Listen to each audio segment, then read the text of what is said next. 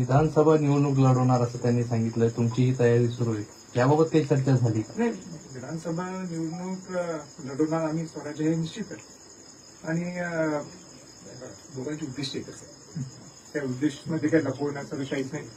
मराठ्यांना आरक्षण मिळावं. आणि ते म्हणत नाही की मी म्हणत नाही, ते खुद्द आमचे पंतप्रधान राजे छत्रपती शाहू महाराजांनी मराठा समाजाला आरक्षण दिलेलं. जे 50% जे आरक्षण दिलं अनुसूचित जाती जमाती ओबीसीनी मराठा समाजाला समाविष्ट आहे. तर जरी मराठा समाजाला न्याय मिळवून देण्यासाठी त्यांची भूमिका आहे, ती माझी ती भूमिका आहे. आणि म्हणून ओव्हरऑल ही सगळी चर्चा झाली. परंतु ज्यांची जी मागणी आहे सगळ्या शहरांची सरकार नाही, बहुतांश सगळ्या मागण्या आमच्या सारख्या म्हणजे आम्ही एवढे डिटेलमध्ये गेलो नाही, पण बहुतांश सगळ्या मागण्या सारख्या आहेत.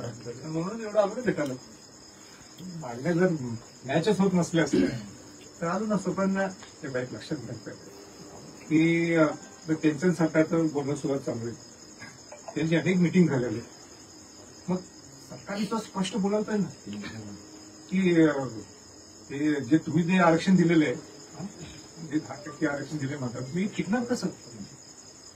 जुना अनुभव सुद्धा जर पाहिला तर आजपर्यंत ते 2 उडलेले म्हणजे सगळ्या गोष्टी आहेत. आता मी काय जास्त जात नाही. आज एकंदरीत चर्चा चांगली झाली.